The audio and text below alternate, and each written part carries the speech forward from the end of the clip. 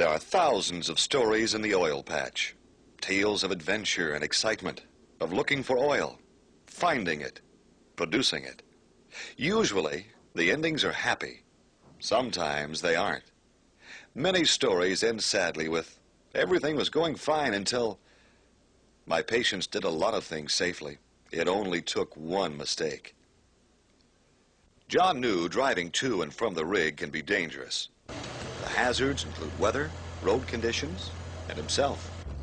If he's tired, he asks for relief, normally not working over 16 hours in a 24-hour period.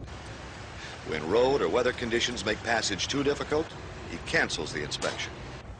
When he's driving and he gets too tired, he pulls over and rests.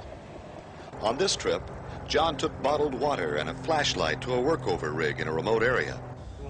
He knew that workover rigs are usually older than drilling rigs, thus potentially more dangerous.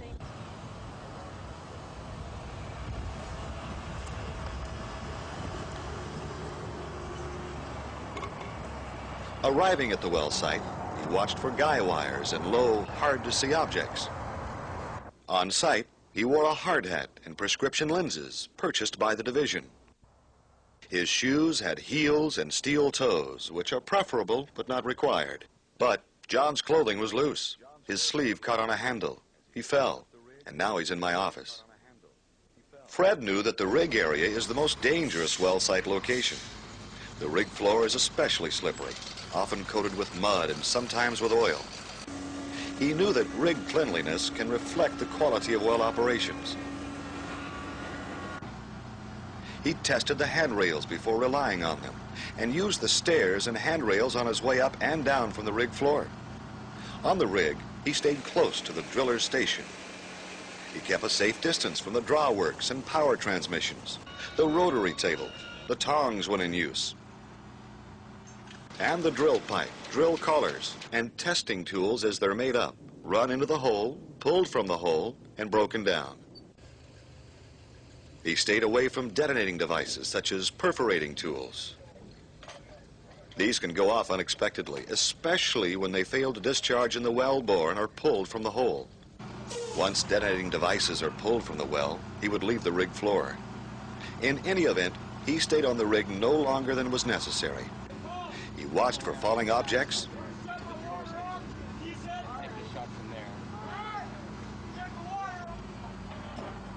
and he didn't stand on or beneath casing or drill pipe. When the Kelly was moved to or from the rat hole, Fred wasn't under the rotary hose.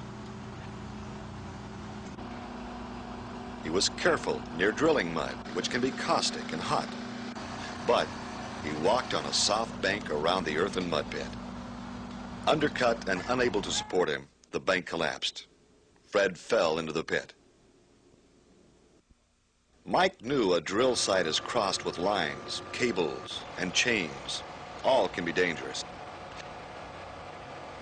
He tried to walk where he wouldn't be hit if they broke. Mike didn't straddle them and was careful not to trip. He knew that a baler is fastened to a sand line. When the line is slack, loops can develop. He didn't stand near the sand line, which can tighten any time.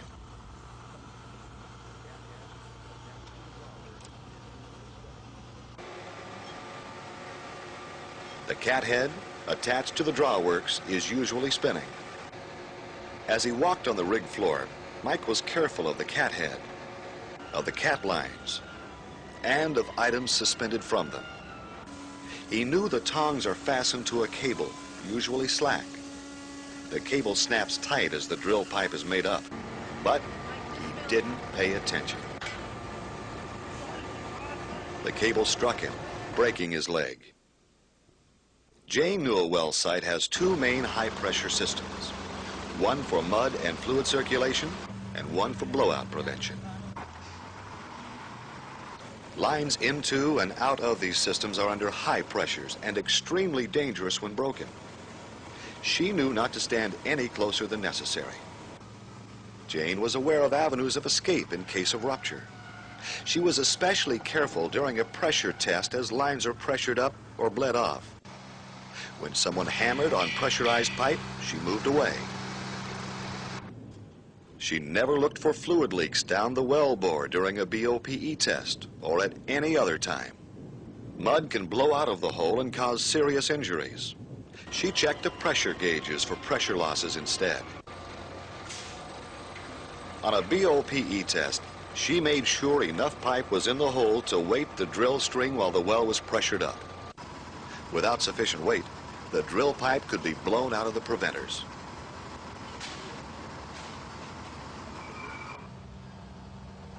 She knew that if she had doubts, she should leave the rig floor before the well was pressured up. But after the test, before the preventer was open, she forgot to check the choke manifold pressure gauge. Some pressure remained in the well. Mud blew from the hole, injuring Jane. Joe knew that well sites can be dangerous during changeover operations, when a lot of dissolved gas is in the crude oil or free gases in the well bore. He stood no nearer to the rig than necessary. He watched for sources of open flames, such as exhaust pipes without spark arresters and cigarette lighters. He knew that the well bore should be full of mud before a cavity shot can be made.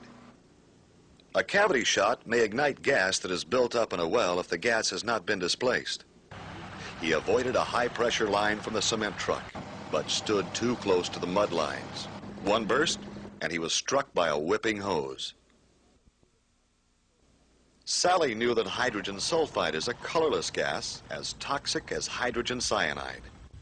Smell does not always indicate gas presence or concentration. She read the Division H2S manual and avoided areas with posted warnings when possible. At well sites in known H2S areas, she stayed upwind from emissions and followed the operator's H2S program. She wore a division indicator badge and brought along her H2S kit containing a small mask and a few minutes of air. She let qualified well site personnel check for H2S concentrations when her detection equipment was inadequate.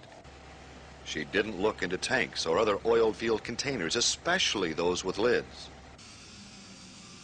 She knew that H2S danger can be high when steam is bled off from oil wells. Because H2S is heavier than air, she was cautious in low areas throughout the field, avoiding them when possible.